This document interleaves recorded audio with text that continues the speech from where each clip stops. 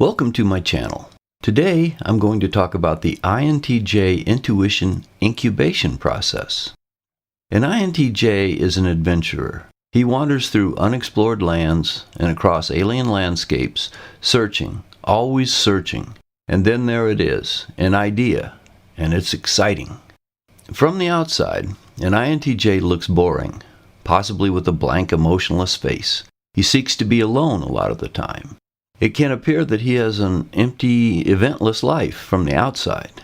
But on the inside, it is completely different. The entire cosmos is an INTJ's playground.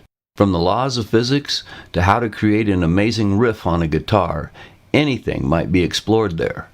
The future is taking shape before us, and we can project many trends and capture the possibilities and patterns as we explore the inner universe that we have. What makes this possible is our introverted intuition. We have spent our lives reading and learning and pulling in information from every source we can find. Our intuition mulls this information over and over and over again until it pulls together an idea, sort of like solving a Rubik's Cube. Suddenly, something clicks and we have an idea that is new and potentially powerful. If the idea has potential for action, it is embraced by us as something we want to accomplish or create. The quest has begun.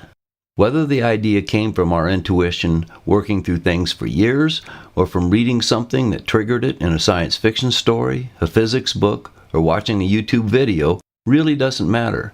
What matters is that it is now our goal to bring this idea into the real world. Perhaps creating a novel, an electronic invention, a computer algorithm, a scientific theory, writing a poem, or creating a great symphony. Something about this idea resonates within us.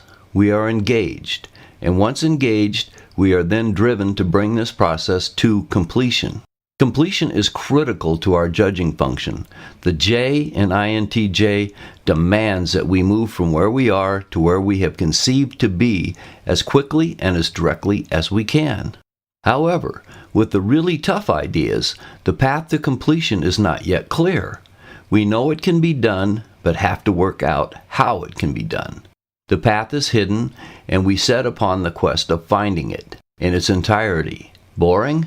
Not in a million years. This is intense and heated desire, and we will not be deterred in our passionate search.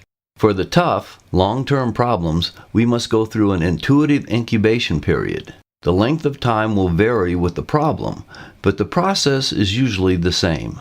We have the goal, the problem is set in our mind, and we view it from every angle. Over and over again it is approached with what we know, and things show up that we don't know and we need to learn.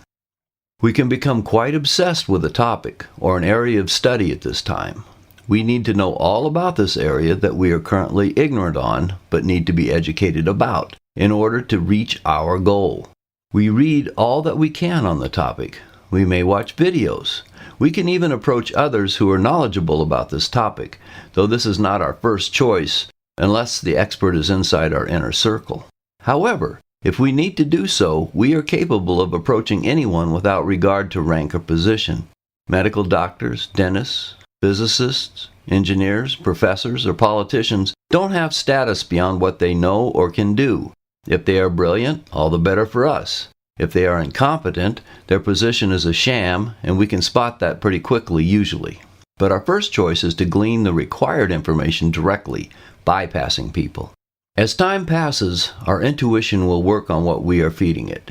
We return to the original problem over and over again, looking for a new angle of approach. Something clicks, and we can suddenly see a portion of the path clearly, and it highlights other areas that we do not yet see. Back to our binge learning phase to understand the missing area. The time this takes will vary from problem to problem. It is possible that the original idea and the path to it appear together at the same time. People on the outside are astounded by this when it happens because it looks like magic. Our intuition is always at work. It is only happy when it is at work. Even in sleep, this machine keeps churning away, and sometimes this is when it is most productive. I have awoken many times with the answer to a problem. Also, that time between being fully awake and just before dropping off to sleep My intuition is able to switch into high gear and drop the answer into my conscious mind like a gift from the gods. However the timing goes, once a completed path is fully visualized, the hard part is over. The steps are clear, and they must be taken, of course, but there is no doubt as to the outcome. The task will be completed. It still might take years to complete, but it will be completed. It might take seconds, or, for a truly massive idea, it might take generations to complete. But if the path is followed, it will lead to the goal. Walking the path is sure because we have already walked every step of it inside our head. The process is internal. We conceive of a problem or goal. We study it, and we find what we don't know about it. And from then on, our intuition is in its incubation period. Much like a baby in the womb, the conceptualization of the path to success is growing. Critical parts are added, and missing parts are identified, and knowledge is built up on those parts through outside sources. We are driven to feed our intuition what it demands.